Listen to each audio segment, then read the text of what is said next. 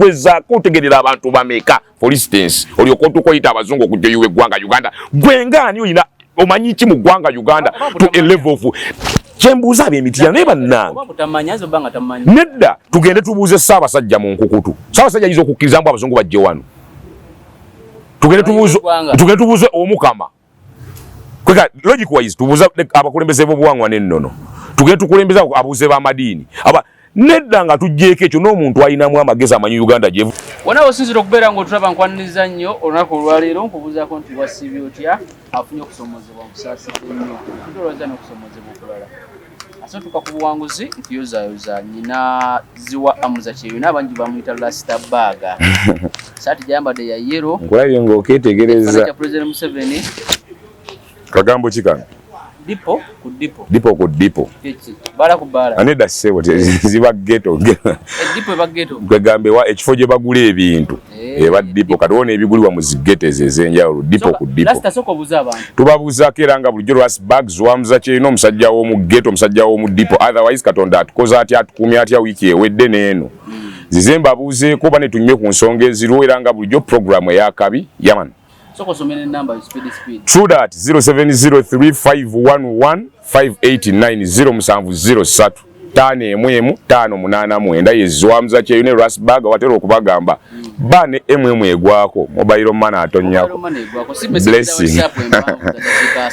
naye nga kyonna kikiri mwana ye tuze tubabuuzeeko kanjala tugende ku nsonga ya parliament parliament mu gwokutaano egenda londa speaker waliwo vao mpitewo ndowooza wakati wa Mau ne Anita Among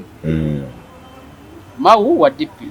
ng'ekibiina ky'ebyobufuzi Anita Among wa NRM DP n'abaka mukaaga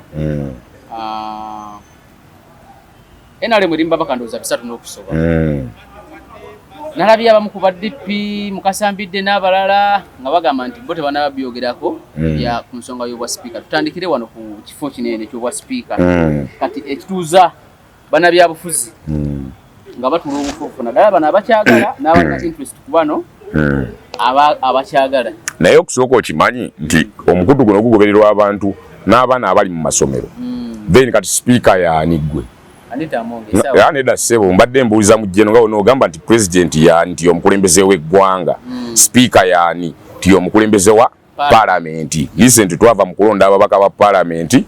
then kati baba balina okuba n'oyo omukulembeze waabwe speaker n'omumyuka we remind people kyoyogedde nti aliko kati ye Madam Triple A Anita Among otherwise race esinga kuba mbano naludde ndoza bayingidde oba n'omukaaga plus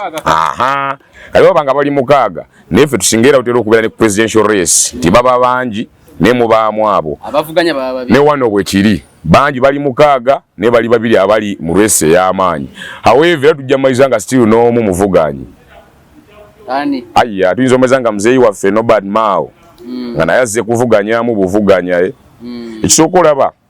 parliament eno erina dynamics ezigifuga okuva gye yava katujjukire parliament okuva mu 86 nga yakajja you remember Museveni nyini yasooka n'agyefugira nga chairman wa National Council eyalinga parliament yasooka n'abeera nga speaker mu 86 bw'avaako ne kujja muzeeyi Kigongo n'atwala egyo emyaka 10 86 paka 96 then wajja ndowooza yali wa Pakabulo James wa Pakabulo paka mu 98 ye yakola yeegi ebiri okuba 86 ne wajja Francis Ayume kuva 98 paka 21 kati bwetuva mu kulonda kwa 21 ate NRM ne adoptinga system yayo y'ebisanji ebibiri 21 weretera second Edward Muzeeyi waffe kuba speaker nga deputy we ye Mami Kadaaga ebisanja byabwe ebi paka 2011 nga bakkanyiza ne baleta Mami Kadaaga you remember kuva 2011 paka 2021 nga ne deputy we Olanya najja 2021 Katonda namujjulula 2022 Mama Among najja ne deputy we Tayebwa kubajjukira ate Among yali deputy wa Olanya kwega kyasigala kijjabuzi kati we bajja n'Olanya ne bamalako kino ekisanja first and foremost lwakisigambe nti ekiwedde bwe bajja 2022 ne bamalako ekyo ekisanja 2026 ne Tayebwa kwa tugambye taata waffe gundi Katonda yamujjawa Olanya kati bamalako kino ekisanja bo bana abaali basigadde bana babiri abamaze kisanja bakyaliwo tuba tugendedde ku nnono ya NRM ng'oluza basobola obbajjawo nga tebannaba ekisanja kyakubiri. Anita Muwinga yafuuka sipiika nga tanabafuga ebisanja bibiri ku bwa deputy speaker. Kati kyotegeeza kyekyo olinga agamba ne kino si kikye kyabaddeko. Kino era babadde amaliriza kya olala. Kati era olinga kkaatiriza nti Mao tagenda kujja. Kitegeeza sipiika yakyalina omukisa oguli okusinziira Mao tetumubalira mu kibalo ky'NRM. Anti kati awo tukulaga bali babiri abalwanira obwa sipiika. Ze nenkulaga amaanyi gye gava agagenda olemezaawo Amongi. Wenkulaga nti NRM erina senaariyo yaayo kikkaatirizibwawo nti erina majority. Gwe wakwogedde wali nga tutandika erina 3+. Kitegeeza nti bw'ebanga yo munda mu ye erina enkola yaayo eyo bbawo ebibiri. Ate nga erina majority wali guluza ani agenda okujja for them. Mama Anita kyegali tugenda mumaliza nga muzeeyi waffe Mao muvuganyi asokuba naye mubavuganye just kuvuganya tekigana Bobi Wine kuvuganya Madamu Anita Amongi abaddeyo gino emyaka gyoganya omuwambo abadde amalayo ekisanja ekiganjo kimu anti kati naye abaddeyo nga yalina palamenti kkiriza obagaana akyagina mpaka gwakutaano. Mao chairman waffe from Gulu ebyaddala parliament how much do you own it? Otegedde kibuuzo ekyo gambye oli abadde very if so tugenda mu voting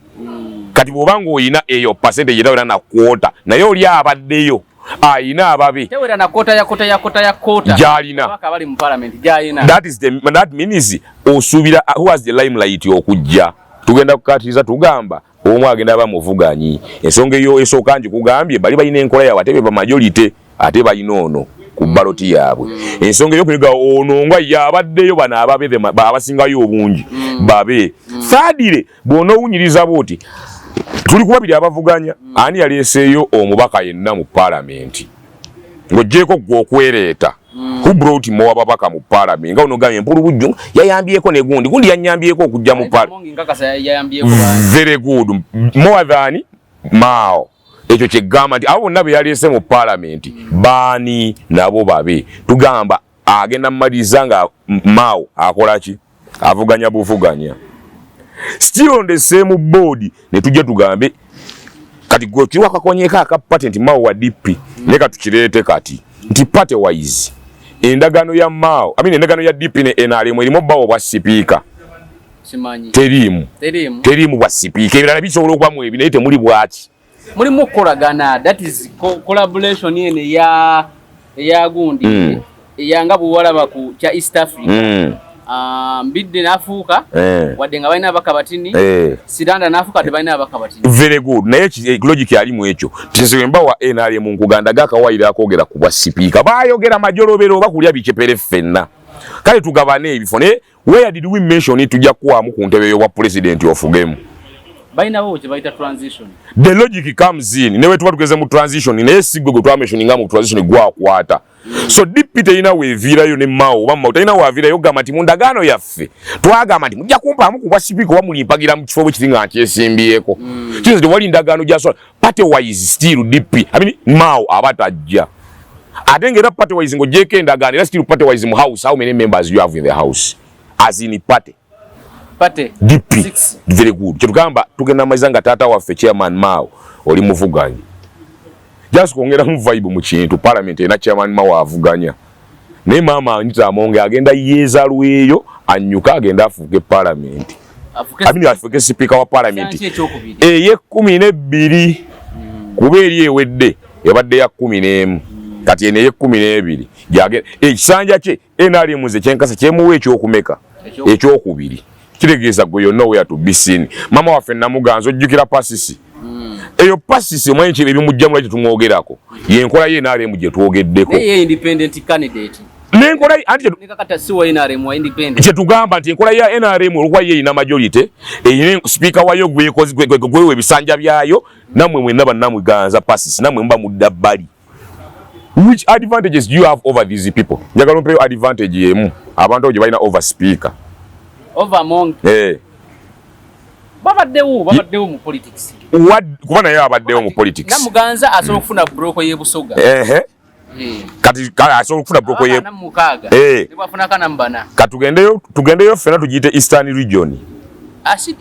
nedda ngamba ffe tugendeyo ffenna tugiyite Eastern Region tugambe mu Eastern Region ku Madamu Anite ne Namuganza ani ayinza okufa okujjayo abangi kati awo tugende mu region tulina major regions mu Uganda nyango gyeko sub regions Kigezi Zirwe Enzoli Ziwati major regions mu Central Eastern West ne Northern tugende mu region evaluation koko jangambe busoko jaleetaana naye nga ate tunagenda mu region nga region yonna Eastern nga ono gamba nize Kampala nina ababaka mukaaga naye nga mu Central region boyina abameka nosoga anti linda kakati olaba oba tukwataganya ngopalapalanya so same applies to Mama Anite ti Anite ayina kinene nnyo compared to others ate ng'ekisoko mu ekyo yayina majority card yaba majority yagirina naye nkula kati bano majority bayina enkola eyaabwe gye batalyamu lukwe bafulumya Mama Kadaga lwa nkola ya bisanje ebi ate nga ono bikyali ku side ye nnyo ate nga ono yennyini ye yali deputy ye yali actually yali number 3 mu limelight obo kategedde ne bafulumya oli nga ne gwe bamufulumiza musajja wa Katonda olanya akulaga nze ndi ku protocol y'ekibiina ku nkola ya kibiina ono byakatandika ng'oŋŋamba otya mbye bagenda mufulumya kati Mao kyekimuwaga kuba ndaba ayogeza maanyi naye nga alina bakamukaaga bokka nze nagamba kemega Mao akkiriza mu kye bayita mbu diplomasi okuteeseganya naye erabira nti mu kuteeseganya we have two sides of the paper we have side A ne side B ebiseera bisinga bw'obanga oteesa ofubanga nnyo lingiza ku side B kati ye Mao amanyi nti asobola otuula n'adiscussing ebintu mweno system ya Uganda ne bikolebwa from kwega ye mu ndaba ye yalowooza nti pepe ekyusa ebintu bingi ye alaba ebintu bingi bw'asobola obikyusa by pen and paper kyokka kituufu pen and paper esobola okyusa naye ye tamanyi tubikyusa ddi era nawa essaawa zino yalowooza byayogera diplomatically bimuwa obuwagizi era bijja tuusa ne dialogue ne meetings ez'enjawulo biseeseetula abantu abalina enkola gye twogeddeko eggwanga lifugibwa mu nkola tekiteekawo kutya eri Anita Amongi kuba Anita Amongi naye kati yeebuuza where did Mao get the power up to now nga kyalemedde kate nga alina abaka mukaaga bokka abantu alaka alina backup bwe lije tuyita backup enkamba ayinza okuba alina backup naye backup ya Mao is nowhere backup liye terina we erinze naliyeko Mami Amongi nga atudde ne General Sarao nga banyumya mbanywa Katonda abalabako emabega wali naye ekifaananyi naye nga owekitiibwa speaker alinga tayagala Katonda ako no problem. Bo basobola okugenda egwe the logic comes in. What do you think she had gone to do there? Ndowooza nga speaker of parliament then mu campaigning wano otomulabye wabadde ne President Museveni Anita omulimu then from there tomulaba juice nga akyaddeko epaapa ewaaro Roma namulaba she's prominent to people ab'enjawulo ne mu community Mao byatannatuuka kwa dialogue ye ya Museveni ayagala basooke ekkaaya n'ogimuwa ate ye mu dialogue yalina byayagala sokoolayo era mu dialogue osooka n'ofuna ky'osokoolayo kati ye Anita ate yakkanya bukkanya mu dialogue sina dialogue she's making meetings not even dialogue.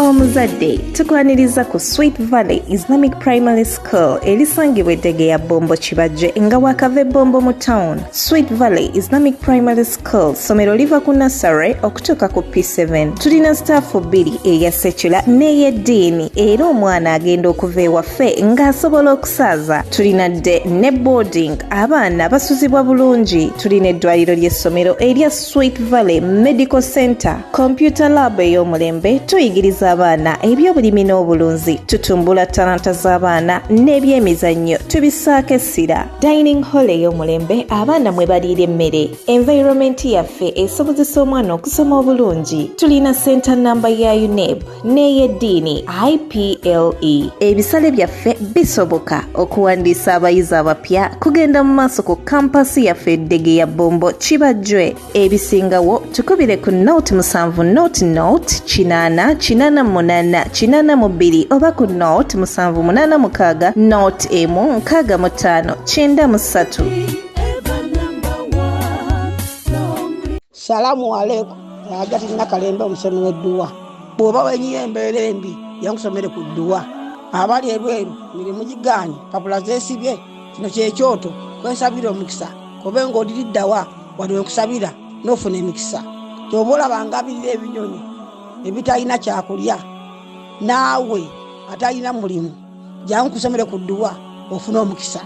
eno ennyanja kwesula buli kimu ekisira ne kiba kikujjudde nekikasuka mu nnyanja nekikunta nekigenda nze Ajati Nakalembe kambawo ennamba yange yeeno 0752537529 temuddeeyo nemwebakira ebizibu mukobe ku nnamba yange eno osooka ove mu DP oyambale NRM kwafe naffe twava mu FDC ne twambala yero ekyo nakyogedde ku kaadi nti ono yalina kaadi majority kaadi yabo kiri Mao ne bw'onojja mu dialogue bano ba majority bayina enkola yaabwe yensonga lwaki ani tebwe yeyambula bulu mu FDC na jeno yadduka emisinde n'afuuka ne deputy speaker n'afuuka ne speaker ng'abala tebannaba banga ye yava mbine ebyokweka kwa teyekweka teyebuzabuza ate oli mu kibiina mbw bayita bakirumira mpuyi bbiri bayita bannamulindyamu ndyamu ate nennamulindyamu nedda asooka obwere olangirye nti bannaye kati Mao kyayagala ayagala kwega kubeera kati bagita mu majirisi ulama olukiiko lw'abamanyi ayagala tula ku majirisi ulama nga tannasiramu katannatoola shahada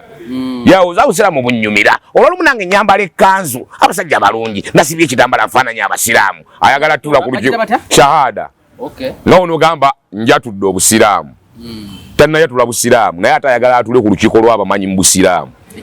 ayagala tuula ku tteesezo lya NRM ateese n'okulya sipiiye n'okukwata obwa sipiika nga tannayatula bw NRM ekyo ate tekisoboka so Mao kati akota mugalumondo bajja tuula erimu bagiyita intelligence council ogimanyi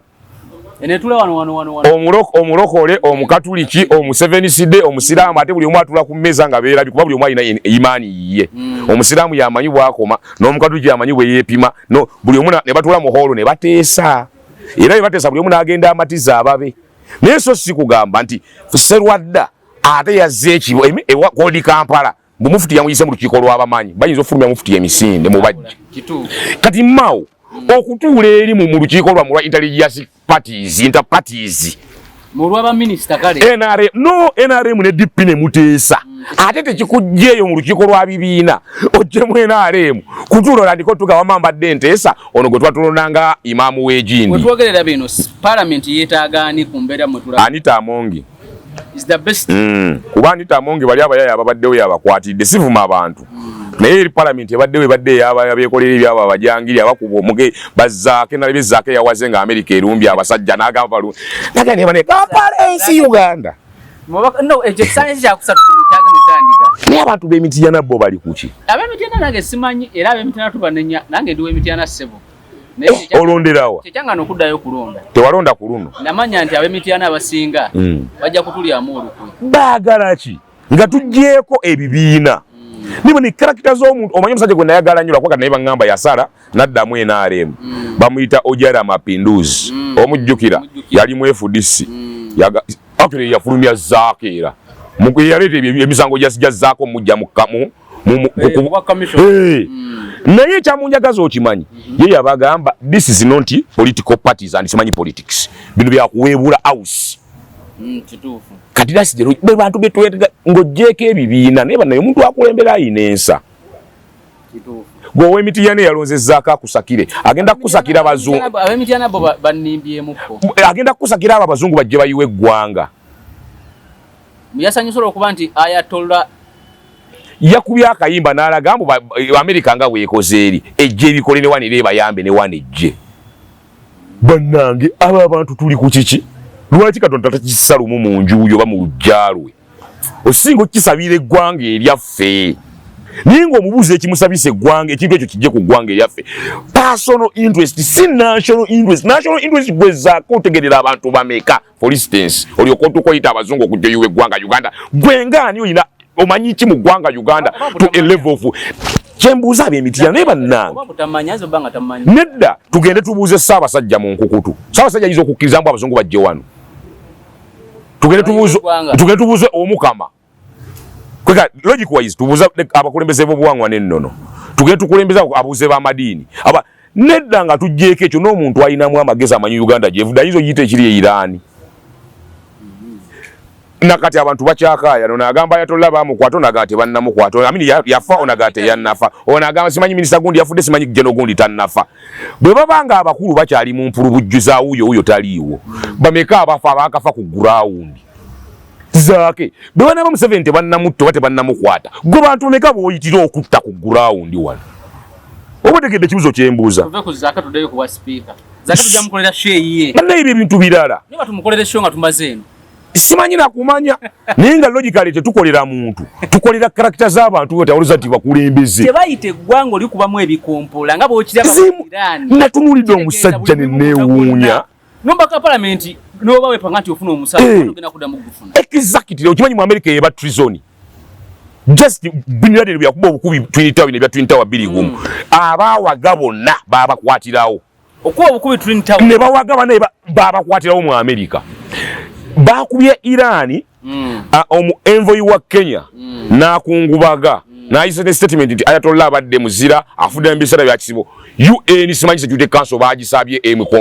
emuyite annyonnyole ayita ate Ayatollah omuzira UN Security Council bagisabye mbwe eyito oyo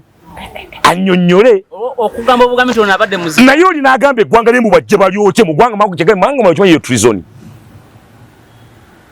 anti tukanga mubaka wa parliament jajja aluddewo bannange nze simanyi eggwanga lyaffe agenda odditereeza zakono ali standard yeso level ye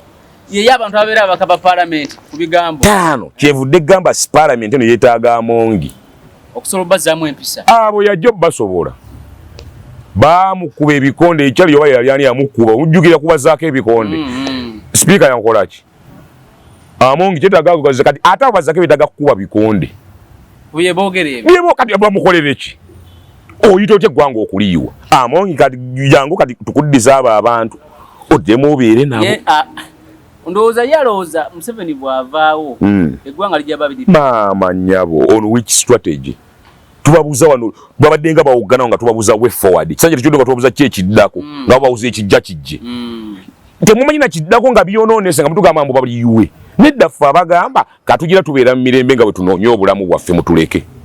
naye yalowooza baliyiwa kubanga mu lyate eribbira temuba muwanguzi yalowooza baliyiwa yasobola okubeera mu mirembe ekyo twakyogerera tugamba buli akulembera olutabaalo oluyiwa eggwanga mugenda mwenna nakubuuza abayiwa Gaddafi baliwa era ensi yasaana bagenda naye gwe mulyayo mwali mu majolobero mu ggwanga lye bayiye nga bazze bakitiza era ani mwe mulowooza muyinza osigala nga muyiye omusajja nga muyiye eggwanga lino nammwe mugenda ate era tubajjukize nti ne bino ebikolebwa ojula bafutusujja ababeeranga ku mitimbagano era tujja balagako ne tubajjukiza bannaye ekituufu mujja tulagako naye temwerabira nti ne mu bafutusujja bonna si bammwe waliyo abataliwo munogerooza okukwata ejjambya nga oluuya kusosa atakuwagira nga yagikuyisizaako dda kuba mwe mulangiridde ebintu bino kati bebo goloza kyoyita kigenda kukitugamba munaye kijje makaago nange nalabye honorable Zaake kwegamba statement gye yakoze teyabadde yabwe ze neewuunyiza bulaza ekiri mu bazungu abasajja bafa era deriza kolo gye njagala okugamba abantu abafirika bino tubyesonyiwe Europe erwana na Europe Russia ne Ukraine bali muwa America erwana na Europe Middle East erwana na America Middle East erwana na Europe China erwana na America simanye kono Africa alilidda wa mwezi entalo gwe nojjayo omutwe naffe mu Africa bajje mu kifo ky'okuwummula ogambe bannaye mutuyambe beekubireeyo tebajje waffe tuddeeka tulime beekubeyo emyaka egi ffe nga tukomyewo ku Africa for Africanism wayo tunaabeera lwaki China yaganye okugenda mu direct wars zino eri mu byanfuna kuba ekimanyi gwe America oyingira mu ttale kinene nnyo omwezi ogu ssente gy'oba oyiyaawo nze zemba nkoze nyingi goza waffe ne lwaki asirise entalo z'olimu wano nze emyezi ebiri gy'omala mu ttale awo tugeze nze emyezi gyembeera mu kye bayita military hardware byemba nkoze wano biba bingi so kati Uganda Africa wise bali osajja nga bakyali muvuyaga bwe batyo what are we supposed to do kati bajje naffe bakube nogalaba bannange ufuye kuddeyo gamba abantu mukole bino what do we need mu ggwanga lyaffe twetaaga n'okubuuzanga abakulembeze abajja tugenda kulonayo oleeta ki ono bonaga gye bakola ennansana eyo ne ground level ojja bakansala bammeeya baani bano local ground abantu tetukulonda tukumanyi gundi gwe mutubba ku kyalo ne bakugoba n'obwo MP twetaaga tuteekawo podiums ezimu n'ojjoyogera issues on board kino ekisanja nsaba tufumirating erwa kubeera parliament gye tusaba teino bikola ate tejja bikola twetaaga tukoleyo etteeka erya podium buli mbaka agenda okwesimbawo tufunayo ojjukira debate presidential debate ne bajja bonna batuulaawo twetaaga ne kubabaka ebintu bwe bityo tulonkinga campaign z'ababaka ababaka bajjengako olw'olumu bonna awamu badiscussinge issues ezo Zake yakoze statement abani agenda basobola abombola nya abasobola olanya tabasoleze pen and paper sorry jakwani Mao tabasobola is a man of diplomacy. You know your people. Now the transition ojabo was a transition bakube ebikonda abazake kuva kutojikwata ko bamanyi. Why waliwo n'okutya ngendo talo no jeruli onasonyi ogenda yokko jeruli Iran Middle East n'ebirala nti amafuta gayinza okuddamu ne galinnya era ina kasente kati yande badanywa ka full tank wa boda wa taxi wa motoka ate nagono gakoze sample ampola mu maasawo nite sulutuka ka sample na mutwalo kati ebintu tuyinza nyinzo obutabuka bingi ebijjo tabuka nenga sinawuza kutya amafuta wana Uganda soke tulime mmere ne bana Uganda bagenda mu chombo ky'obola baba bayinza okufirwa emirimu gyabwe awo tubiveke ekyo kyolutalo kyeruleta naye kati wakati tukoleki ne ate olaba ombaka wa parliament munabyafuzi nga asaba kuyiwa ggwanga kyokka nasaba okuyiwa eggwanga alinda layira bamwe bisatu mu Amerika ate onalayira otya nga eggwanga litabanguse ekikompola kivuga bakulayize mitwe yamanyimbu bajja kujja batwale Museveni nga bamutwale Maduro mbubo basigale nga bakiise mu parliament tutema abo obadeki kubanga ne Museveni alina abamuwagira kyekyo kengamba tebasobola muyo Irani baga omuntu waffe mba mwamuse tufa fena very good era nabye gundi je bawanise olaga waguru eberangiridde lutalo mu ggwanga lyonna kiringa banakera ku makyawano red flag ku parliament yaffe akere ku monument jo ka independence monument ne wawanikako flag emyufu kireza Uganda tuli mu lutalo fenno liwaddemu n'okukwata ejjambya n'otema gwe bakulaze nti mulabe independence monument ne bagiwanikako red flag fenna tuba tugenda mu lutalo bane tulina omulabe wa ggwanga si wa Baga si wa Museveni si wa Bobi Wine wa ggwanga issues of national security oli waddembe n'olekera okukola ebirala n'osooka weetaba mu lutalo olwo okusobola okutaasa now the question comes ne baba ayatolla baamutta those days we baatugamba essaawa zino nga bakyakubwa abasajja eyo unit ogimanyi kiza bano abasigadde tebayiguddwa ttama ne mutta omutwe ebyokukola tumanyi tugenda kufaanamu ne waliwo abagamba nti nabo omuduumizo w'amaanyi ow'okuntikko afa atya ku first day ebikompola kati ekyo nze nsobola okukirabira no nze nkirabira mu nkwe okimanyi America nise babadde bakubirira nnyo bateese ne Iran obijjira wane mu UAE edukata biki UAE eno bagamba bateesa kumbe bamunoonya kumutta busi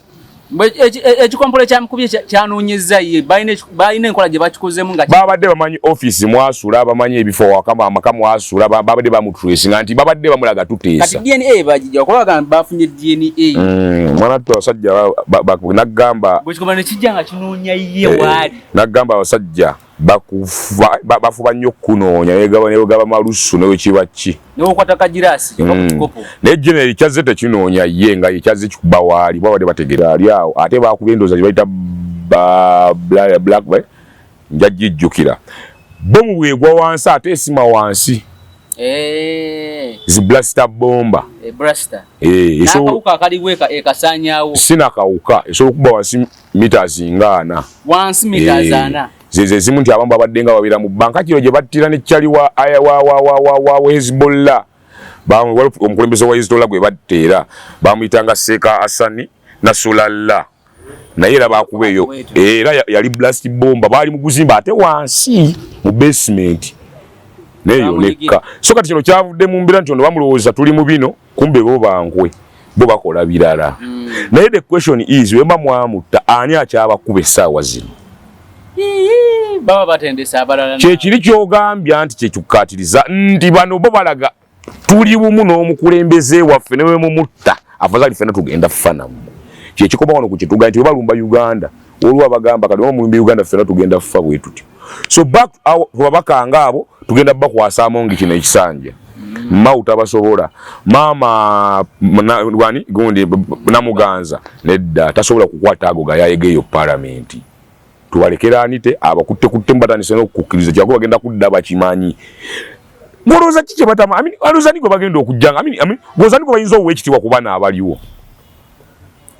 ekisoka mau sizole ya mune mau tayina nnyonsa mugaba muzole ya babaka abantu abamu ya babaka abamu naye Anita abakwatiridde giri emyaka gye tugambye n'ati kale kuva 2022. So all in all limelight zo tulina zirekera Anita ne parliament bwe kuba ffe tetukuba campaign eno kuba tetulonda naye ate era bwe tuba tukuba campaign ku size kye tugamba nti naawe owennansana yani Zambali awira londa Anita Amonge waliwo wanopo Anita Amonge nti fa abennansa tulaba mu view of the speakership nze baga nebendowooza nga Anita okusinziira ku mbeera eriwo Anita Kisa singe mubaka wafu abadde akola consultation ku kyalo fe yaffe sigiri kya yabannansa na municipal ghetto team and others yali tutewagirani Anita very good.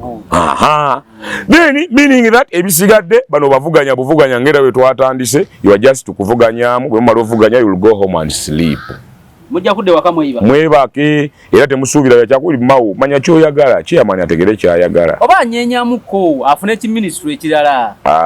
addeyo ku ndagaano manyi Museveni ate muyaye oyagala omulaga akabuli omubuuza tata wa mama Mbabazi wabula omubuuza omubuuza afande kale we kasita omulaga omubuuze Sejjusa Bukulaga ati nze era mwana nze ayya obuza muganda waffe wakakono naye yali ameza akakono Gilbert Bukenya tomujje n'amajenga ali otekete yamukakanya mampati so kati kyonna kye kiri mawu anayagala okukanga mwayite wano mukangira wano akwate eno ojugira byaba principal ebyo bakolanga mukanga wano oyite wano bwe banayagala okukanga oyita wano mawu atajja fuluma bufulumi he will lose credibility mama ojugira byanyigiriza speaker Nalaga nti afazali we bigana nange nsobola okubaako next bamulaga nedda rest here ate kati kwata wano oba otegedde logiki naye nga n'ensonga gye yabawa aganange neddembe okwesimbawo nawe nemuganda ffe tulina enkola yaffe nga pate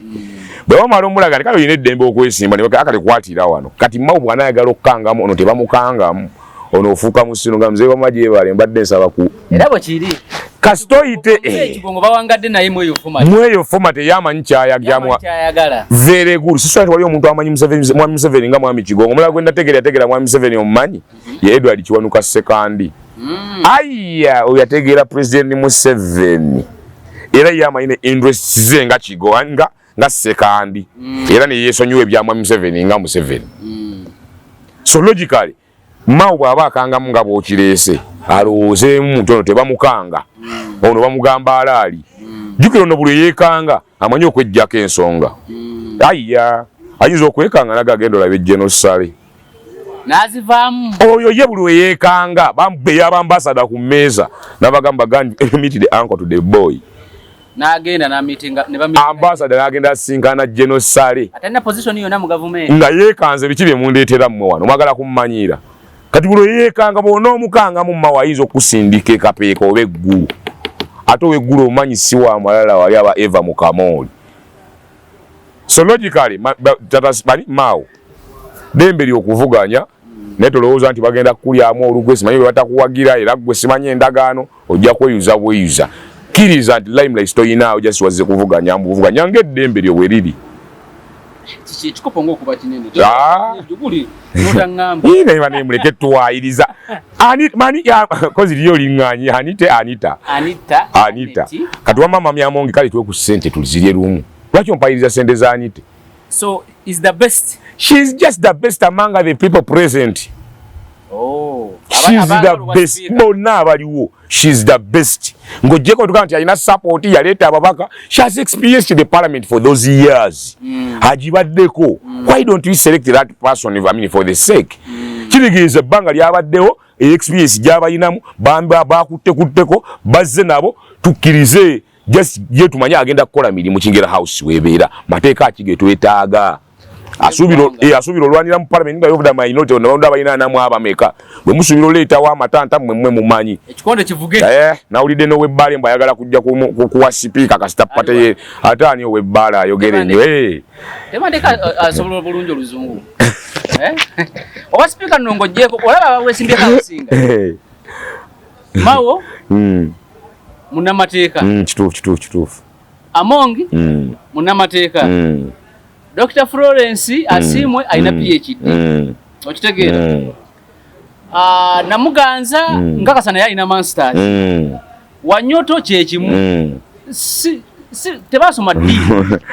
kati obakwata bwoti n'obateka bwoti n'obyenjigiriza bamaanyi nga bwoti kati olaba baba tebandeko oyo omulaba omusajja waffe ow'ebbaale yazze kuganga onogamba kanga mwawo ndi mazima wanvu kuvimba mu buvimbi naye era kyokula mwogeddeko ng'agamba mbwe ekibiina kyo ekinaamusekendi miliyoni nga 3 ateeke press conference abalo obudde wasobola owambira amawulire omanyi osobola kangendeko mu mawulire n'okuba ki press conference very good mpozi kuwamba etteeka ligamba buli omubaka wa paalamenti waddembe ayalondebwa abantu waddembe okwesimbawo ku kifo ekyo kanga muko wiiki namba amawulire ogakwate mpozi era nga bugambye bw'aba ayagala amawulire ne baba serious issues abo tebatumalira budde era baswala buswazi yani ayina kaliba okubera speaker simulaba mulala saawa zino shizi abalala tebabiriimu Anite yaliwo yagenda okukwata era gwe tugera ate ne munne sorry kati Amongi she's there ne munne Anita ne munne tayebwa deputy ekimugumyo kimanyi ati ye naye enkola ye naalemu oli waaba ogujjanga deputy mukisanga kiri ekirala kalunanga mwadde obulamu ye enkola ya pate wamma tayebwa kajjamba no worries no stresses katemba kuba mbadde nyingira mangu NRM mukisanja ekijja nejja kuba deputy very good kata oli musajja mugezi nda tayebwa n'amalako ebisanja twagambye ayatule yaganya okwatula obusiraamu kati ye ayagala teesa kyekyo kyogasinga abadde mugezi ne bino byabuukabuuka olwalivudde mu kalunga ayingira NRM ate bw'ayingira NRM actually kituufu amalolayira nga speaker nga MP ng'ayingira NRM kwega otandika savinga kwena limwe etteeka likugamba etteeka likugamba osala wali naye wano gwe you become NRM leaning meeting ze NRM ogenda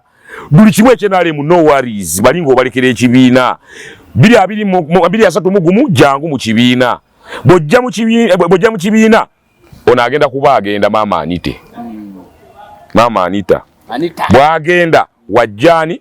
tayebwa by that time nkakasojja kuba Anita bwe yakikola from FDC she modeled herself naye najjanga mukakkamu era ne yajjira kuba deputy ataga amagezi ge mangi bwayingira wano tichola banga dena atukayo ko nobuzi bamagezi wa dynamite NRM nayo sebo yetaganyiwa amagezi mangi bajja mubaba muteke kuta NRM yabavanduzi intwaga yayeganye NRM ne oba wasomo soka olaba tata yenyiri jajjamugezi naye soka nakwate obugezi nabusirwa kumpaji nalalukamu kitufu kisinzira bane basisika very good wana mule bano beyasinkanye bali ripazo nga bogera bibagala naye nagamba kati obongo kasuke mbuteeke wa kakkanye bu naye omusinkana nga alina abajive egindi basisinkanye nga abanyonnyola alla solo basomesa ya Uganda n'amawanga gali amalala bwasanga abakulembeze beno n'abajjukiza nti nammwe mwerabidde nti n'obuwangwa bwatandika buli asobola okunnyonnyola obuwangwa gye bwava n'akujwa formation of kingdoms n'akunyumiza simanyire dynasty aliya settlement n'ogenda yo n'omusajja storage endoza Museveni okuvuga Uganda sinsobi naye twagala muwana abamu banyiiga naye era tujja bagamba 5 ye sinsobi mulonde obongo buyitiri nze njagalayo jjajja Juuju ogwo oba omusamya bajjajja Juuju basaba b'ekinnansi ewama mugeto fetwa ye mugeto bayita Bajuuju bajjajja Juuju twagalayo jjajja Juuju ogwo oba sekyo omunnabya ddiini simanyi kuseeka nnyo faaza mulokole bisopu nnyo abo ogwo atusobola otusibuukuya Museveni oba asobola okunnyonnyola Museveni yaani Museveni obonga alina buyitiri nti nabo beewuunya bwe wegano yo Museveni oba ali biki ne batandika bwavaawo ekyendaba bwe kiti naye teri akunnyonnyola ye okujja kyali bwe kiti so kati oyo Musabba ye endala kiralamu ye musajja yaleeta n'erinnya ajja n'erinnya nga lirye mugeto muyita Musabba anti 7 saba 1 2 3 4 saba kwega saba 7 kati 7 Musabba Musabba eba 7 nalimanyi abageto baba muvuma nedda tuba tumuyisa ate mu Luswayiri 7 Musabba kati era ogenda mu geto waona abali olaba jjajjamaani oyo jjajjamaani kati luza jjajjamaani yaani kuwega jjajjamaani jjajja mwami kati mu Luzungu maani kuwale ne jjajja wumaani jjajja mukyala kati jjajjamaani ate ne jjajja muto yaliwa sale yana ye jjajja naye jjajja muto kati yaga mwana njagala abana balina ekintu kye batandika bwe twagala jjagala bajjajjamaani twagala jjajja muto nati mbu ya tejjuguli kyakubiri abaana bagamba according to nanga actually eno ndooza yange tegera yange naye n'abatukutu jajja maani alina obuvunaanyizibwa bungi obumufuula bize okusinga ku jajja muto. Jajja muto alina obuvunaanyizibwa bungi naye waliwo ebitamutikkibwako nga pulezidenti w'eggwanga. Kyova olaba ye jajja muto bakugamba bw'omugwako ye n'obudde obukunnyonnyola yinza noga gwe nkyakomawo gwe sooka obeere wano ngenda kukulaba naye ate jajja maani alla yinza ogenda kukomawo ku lwokubiri n'ojja ne bagamba ali bize muline n'osula ennaku ezi nga tonnamulaba kyokka n'omulaba eddakiika mangi n'onnyuka. So kati kyonna kikiri nti jajja maani ali so bize kyokka jajja muto wadde ali bize naye waliwo ebitamuteekebwako kyekiringa ne CDF. Abaana baagala CDF mu dipo bagaffe twagala sinkana muhoozi kati Mozi chokama naye kati ate juguli. Vaku kyejjuguli. Taana abaana basinga ng'ogyeko ekyejjuguli. Abaana mu ghetto baagala next. Jawo ssente kyekiddako. Oso tukoleyo ki project wekiti. Omwana n'agamba nze njaga tugende mu magye. Tuli under age tusabewa. Otuke wakyanja akikoma abavubuka gusobola okunnyonnyola ensonga ne bwaba jajja muto tugende tumunnyonnyola jajja tuli bwetu tukola bino ye kala tuli commending wano mugende balabe RDC gundi wano mudemu labe gundi wano bakwasiza gundi bubaga waliwo ebintu bingi kati ebidu kuba guno omulembe muvubuka zira nali njogera bakulembeze ne bakaba ne NRM kati bavubuka be minority be bakadde mu NRM be majority be bavubuka kati ate bana bavubuka bo bebuza kyekiddako kuba project abakadde baddenga batambulira bo baza olaba okimanyi ne wogera PDM balabangeza abakulu. Kati bukumbe no bagabaga namweza abavubuka PDM mwetabeemu kati bo balabanga abalekeddwe bebuuza aliko sobola okwogera to bridge the gap ate bo balabanga jajja maani mbwalire bakadde banne balwana abo kimu bibiri abantu banga abalwana kimbi kati fa bavubuka abatalwanyi banga nafe twetaga ekidda ate ffe bangi ffe tuliko tetugenda olina atona kwata kunagana kati balwana eruweero simanya katonga simanya abe Masaka abeeyiwa buli omu yalwana kati ffe abatalwana naye balwana myaka 4 balya ne gwe tawadde ssente enkalu bamuwadde obusobozi n'akola emirimu n'ayeyagala n'okweyagala naye akyabanja ffe abalwanyi yuti n'akubuza nzaawo ku myaka 4 gwe bazadde ku mulembe Museveni ku myaka 4 nina kaaga Ize sirwa salwana myaka 10 nasanga mu maso lwana kakati nze mungamba biki jajja maani tatuliika ali bize akirize fatuwe bana abalala kwane omusinkana jajja maani wabaawo embeera jajja maani omuyimira mu maaso awo okwogera otaba mukalu muganda wange ebigambo bikuggwa kunze nabalayo wali jazi wize jajja naye ngoga tebakutute kuba obwongo bwolina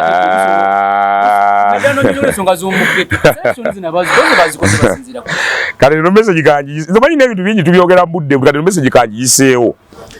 nze gwolaba ntambula mu office mangi naye kimu ku byantama gotoda kunanga nza I'm not excited manyi nobeera baga tugenda wano nembaga siriiwo nze ntambudde mu bantu bangi bakoma oli musajja mukozi weebala emirimu bannaye omanyi okukola oli mulungi weebale tuyamba full stop tebana kibakuwa akalulu kaggwazena n'abakulembeze b'enkubira amasinga tebakyagakwata okolera ggwanga lyokubeera mirembe nze nakugamba obuwagizi obwange ne mwami Museveni oba NRM si bwasasulwa nze nasooka kwagala ggwanga lyange Uganda nga ntandise otegeera bwe natandika otegeera nenjagala Museveni ngenda okwongera osoma ate bye namusomako ne byongera omunjagaza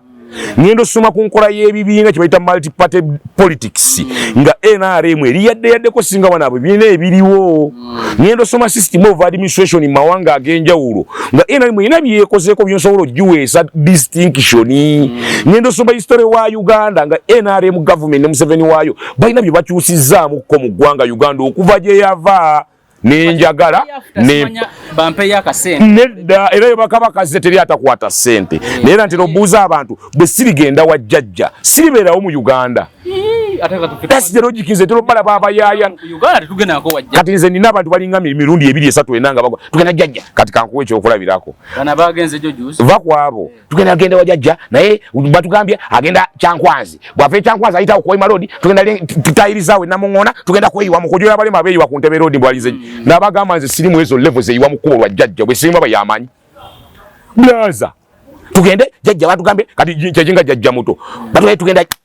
kapeeka agenda beerayo ne bakongwe guru ne bakonkomana mu wote ne wayite nakusaga tetwamulabye twabaddeyo ko netaga tugenda kudda musaba appointment nabaganze ebyo temu bintwalamu wekolera ggwanga lyo izo gendo taizo omuntu atamanyi na kumanya nti oli ku appointment ogwe mukubo mwolinda jajjamani we yalese FCA ku yole baba wadde ndi muyayi neze ebyo sibiri musiba tubasinkana abakulu nsonga kije ngendo okwogera mu maaso g'omukulu nga neyaze mu kkubo neka tukusinkana omukulu manyi basi asoko kuga masoko salekeze envi ani tasobola toka masoko kusinkana bwati jajjamani babobi wayini babebe kulu balabani abasinkana nakati bebe kulu ayine envi nga itazimusazaako jajjabbu kyamuwa obukulembeze n'obuyinza ngata ng'ayina envirize wado inogenda okuli presentinga ghetto according to gwe nkikulaze nti bana abantu bangi abatwetodde bakoma mu kusiima kintu kidogo weebale naye okuyisa nti genda wali okole kino tano tuba n'abantu buladi tulina abantu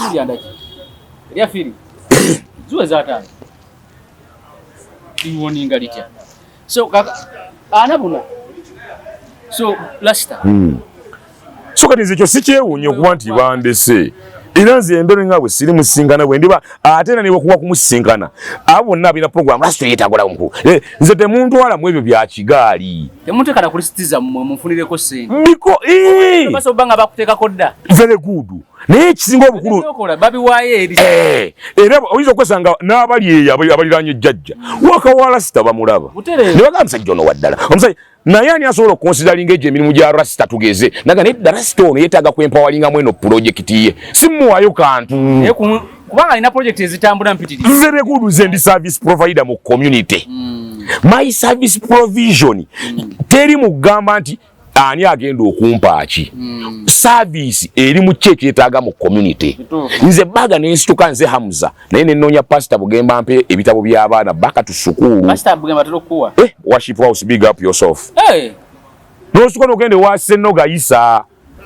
nakuwa nogende watenywa simanyi consultant ne bakuwa naye nga bana abasajja tebatunulidde eddiini tebatunulidde endabikayo just bayamba kanange wimuzati aba abeetoolodde authority goza tebalaba zemba ina nebemmanyi sagala kwogera title zaabwe na revo zaabwe nenga akanya kuwala omusajja waddala thank you so much nomugaa thank you so much naye omugaati omanyi gye guli si gwange gwansawo gwa bino bye ŋŋamba ze ntuuke n'oggwa ku nkonge rasita nga nkuŋŋaanya ebya ghetto tulabirira abaana bwa ghetto kati saa zino tulina abaana abali mudde nina gwe nagamba twetaaga abaana bano bazzaayo ku ssomero nga tujja kulaba otegedde ekintu ekyo naye nga nze nja tewali ali waggulu wali asobola otuwa essomero naye ani atamanyi nti bano abantu beetaagisa so kati abo ababaddeyo jazz with jajja sola nyiga mbu saabaddeyo because simanyi babalonda batya simanyi levels ki oli ajja kugamba tugeze ngeze bugeza baagala babbuloga baagayo ebbuloga baagala ba youtuber baagala baki bana uterizida tamwe content creator bino byoyogera wano kati yo oli omulala tandaba mwawo ba content creator kati atense ne gamba nze ndi just activist social bayita ba social activists ndi ndiwo kulwanirira mbeera z'abantu ba bulijjo kukyuka so me not going to these people nyinza okuba siina gwe nnenya however era ndi mukamulinga bwe ndifuna omukisa ogusinkana abantu bano ne sibya kivandulo kubanze bye nnina mu tosigala binnyonnyola jjajjamaani dakiika 3 nali ejjinja kalooli ojuga bye nagamba jjajja wabiraba oba nabiraba jjajja yakyali ejjinja mu Nansana municipality bakulonda nga gwo mukubo ne baŋŋamba gwoli wa mu Nansana naye na president olwedda ali mu kitundu kyo oyina okurepresentinga ebintu byamu eriyayo bwepeebwa omukisa program baŋŋamba jangu are you going to represent ni nsonga ki ne mbagamba nina ensonga yaffe olwokuba president ono abadde ku programu ya ghetto ngenda jjogerako okumwebaza twabadde ne mukaluka abavubuka nina okwogerako issues I stood up naye president soka webale kuleeta kibayita ghetto program ye gwe wekka mu nsi yonna alina project efaanagana bweti however ffe tusaba ogyongeremu amaanyi ebeere model project ng'eyamba ku bantu abalala bagirabira nako kyokka nga wateekamu ssente kiruyita financial support tusaba otuwe ne material support nti waliwo abamu abasobola okugenda ne bajjayo zipiki ne bafuna obutiba obukuba bulooka ne bafuna ebituluzi ezibajja toolbox naye nga ziyita mu ghetto nga bwateekayo ssente material project maaso ge within few minutes neddakiika bakubalira gagwe togenda sukka ddakiika 5 ku 7 kati mujajja yakola ati akikola he approved in the due process when nasawa lolo ate ngenda okudduka ngenda kawempe president ayisa akawumbi geto ze nasaba azongere project zigejje zifuke modo nga tukyalina 10 then nayisa akawombi kyesimanyi nti amwaire wano ukoli obolere timeline ye kuongerako tinaye nze ndasooka okumwebaza ne musaba n'omusaba tube considered ne musaba n'ekirala nti president nga bwe twakoze mu kalulu k'abavubuka KNRM tusaba abageto tukwasa akaluluko akajjeno president yatukkiriza gendo nonye lipo ku dipo sente zajja anti mulina okakola nga waliwo akasi kati abaali ya sente baaze naye nze nkwaze ndi mwoyo gwa ggwanga gwe tewafuna ayo baveeyo boogera niyampa sente wa bafu nnyo ani yampa sente wa ate ya advantage abantu bagikozesa nyera nina ne chairman omu gwe mmanyi bagenda yoto mwini kakati bayi wali program yaze chairman nakati bamanyo statement nakajo siku musebenga yaga wamere menyabe nali mtikina buzibu ndirobo project etambula mmwe bakimanye wammwe muwagira government tekina buzibu kweka temukyetaaga kubako kye mugamba tebakyakwetaaga bakuteeka ddamu no already goli mu kintu ate ngamba oli mu kisero olwedde ekya naye nga ababiko be bakulembeze ku kyalo kati ogenda olingiza okwogera statement eyo nga waliwo emilyo tewali no need for kubatekinga ini naye ate babatandise mobilization munoonye abantu mugende wafumire yagundi yeeyina abantu mulimu baga wa ghetto mulimu kyambadde omulema wa PWD mulimu kasimu wa bavubuka mulimu sentebe ye kati bakola SPC usalama kati yayina ekigrupu kyabo bakyaliyo balinga nabo mu security kati tulina mu sister waffe musawo wa Kinansi na yayina banne kati mama waffe akadde ewa na yayina bakadde banne buli muntu mu family ayina ekigali ekimugobera baga ayina abageto wabalema ayina abalema wavuka ayina abavuka owabasawo ayina awasawo family yamu eji buli muntu ayina ekigali kye kati ate abo bote babijjukira wali mu kalulu naye wano wansi mbaka naye twetaaga okuyiya waliwo ebintu byazze family ye nalemu tekirina buzibu so bino byonna lwaki mbyogera nti mwana tu abantu bakimanyi nti gye tuli tukola emirimu namalirize wa president Jinja Kaloli nga mugamba ekyasemba no one has ever ti president n'ebimu nga ffe tusabayo kuzi appointment twongera okutuukako tubikugambe blessings jajja w'abaana yagamba atya jukira ali mu distance yalaga kigalo ne bwo jukira mu project ze abantu basaba bingi nga nvudde bali manyi bampadde ekisawo ejawa yuti tuyine ebisi ne bwo erando uzafuna yeza amafuta tekisoboka nga ntya Katonda era bwe yayimuka mu programu ze mwalimu okugabiranga ba sentebe entambula ojo byawanga milioni omukago obe piche era yayimuka sentebe n'abagabira nabo n'abawe ebifaananyi n'abaana be baali babya abagoma mbajjukira bebasasula president abadiza milioni 3 zali groups 2 bali bababye gulo limu ne babasasula that's the money president ya nze sinaze naye ngaze musa bekiba kyetaaga mu other way forward okusinzira gye tuli eno abamu muffe tusaba appointment za appointment gye tusasi yakusanga tweyiwe mu kubo president ayimirira atulabe ne densi appointment baga gye ngamba kulwa abantu bange so kyonna kye kiri they could just with the judge they were fine and good nenze nange ninzo obude uli bujjanga nga ngenda wandi jajja akwetaaga atukwetaaga ogende wa jajja naye nga wegambi nti banja abatwetode bakoma oli mwana mulungi ayayay oli waddala kati nze mbeera ne kuno waliwo yankubira nangamba njagala ntwaleko mu lady yesesa mu TV z'abasajja ezaka nga mzee siriwo kati yala ozozaagala nnyo ye jogo ati mbalaba nnyo ku comment ono yetaaga genda ku TV nambenya TV oyo oli nakubira loga kale mwana ngojeko ekyokuntwala ku TV njogere bino lwaki osooka n'okola byensaba okategedde nga tonnansi kuntwala ku TV ne transport na facilitation lwaki osooka n'ompayo akakadde k'abaana basiraamu mu ghetto tugenda kukola idi party tubagabireyo ebintu bannaffe abasiibye abanaku b'omu ghetto ku idide lwaki osooka n'ompayo ekinaana ekyo n'ogulagula ku lwaki oyagala ontwalye bakyali olw'okuwena mukwano gwakola ku media gundi mbumwe muvimbe naleese ne rasta nazudde ono naleese ononzuddewa ate olwedde nga amaze kukula so excitement eyo tugirina nze sigiriiko natwa ne basajja bwe ntukkiriziganya nti how do we keep our credibility mu mawulire how do we keep our credibility mu bantu ndi si buli ajja nti ogenda opaale abamu balina bye beeyagaliza sigamba nti abantu bagaba obutwa naye waliwo omusajja bamuyitanga Kalicha Joseph Fury yali muyimbi wa reggae ojuga omusajja gwe bayitanga Bob Marley CIA yamutisa katwa bamuwenga Bob Marley bamuwenga tonga eri mwakatwa Bob Marley CIA yamunyiga ne bagamba mbu yafa kansa suwa Bob Marley omuyimbi Peter Tosh yali muyimbi wa reggae bamukuba bullet basasona yali chaliwe yamutta Kalicha Joseph Hiru yali ayimba kuba reggae ku muzindaale Germany bwe yavaako bagere yadde engulu omusajja mwafunyemu omuzibu kalicha yafa yali wakatwa ka ku muzindaalo kati Bob Marley ye akatwa bakateka mu ngato yali agala nnyo omupiira mbisabe by'eddembo asamba mpira mu munamuli wa CI BBC mbazze kumukyalira amuletedde n'ekirabo ky'engatto yadde engulu n'ayambala engatto za munamuli kantu kafumiseemukko just naddayo n'asamba kagenda kamera aimu ya CIA okunyigo ebere nyiga omusajja ali so revolutionary n'omuzigo yayimba nakati ogwe n'ogamba tuli kuki look at the real situation nation fight against nation when did it begin where will it end nga byababuuza nakati bye balimu oyo yabagamba mwe who has control over mankind sinners just believe God believe him yali alabye bali papa lukuta abattaaba oyo yali nga mukambwe Bob Marley bagamba teri kubuusa nsi wano CIA munyiga bannange battamutte CIA eyatapu King Bob nga ye messages ze ziri liberational revolutionary omuzigo uli ogamba boys sibeebo feefe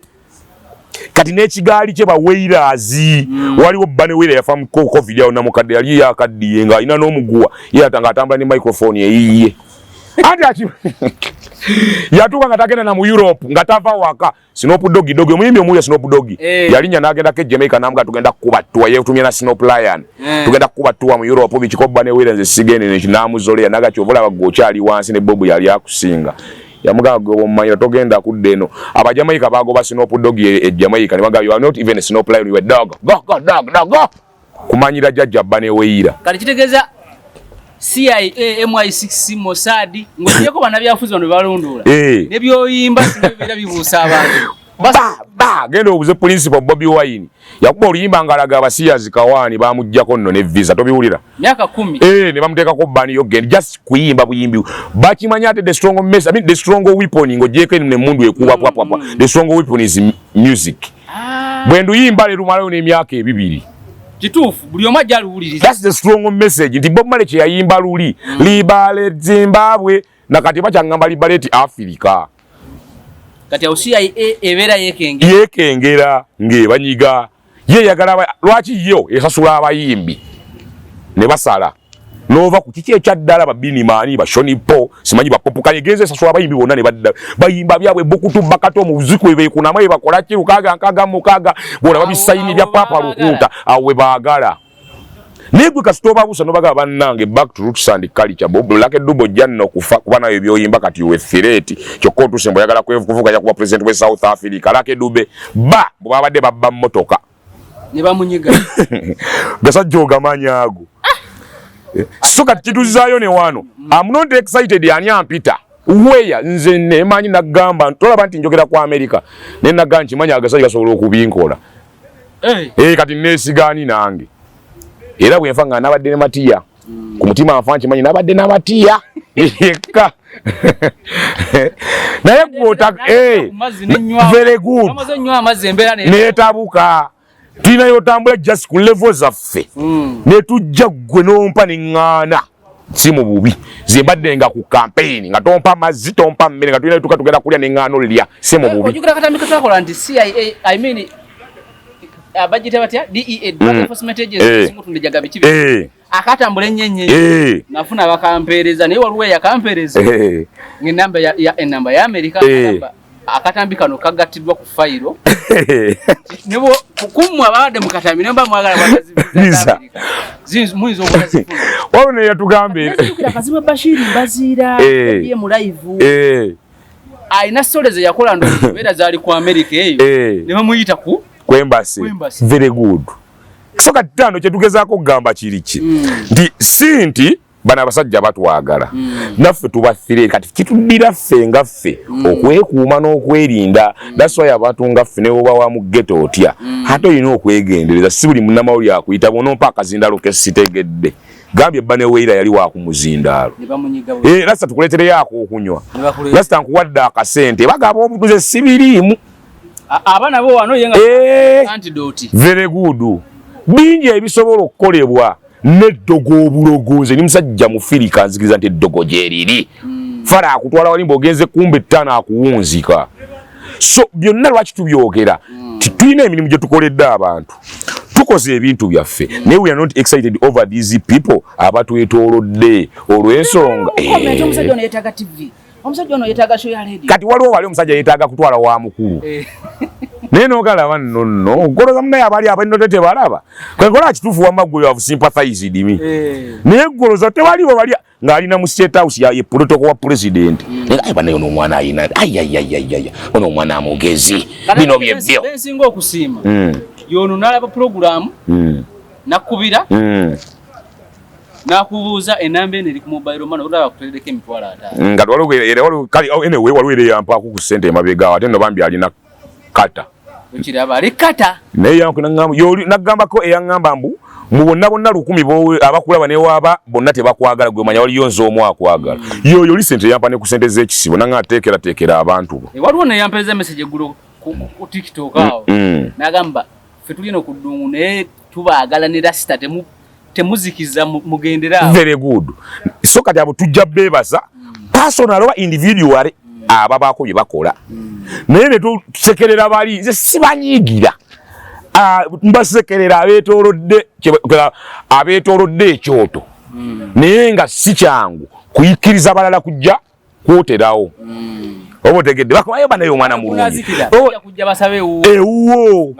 Naye nga ye atunaze mbalina batano bange nga akoma kwa mwana omwekale nze omanyi kati nze sikonkone wa minister gundi. Nze waguni. Agamba owa minister Balamu sikonkona. Naye nga gwe bago gamba kati yo minister Balamu ze ne musisinkana.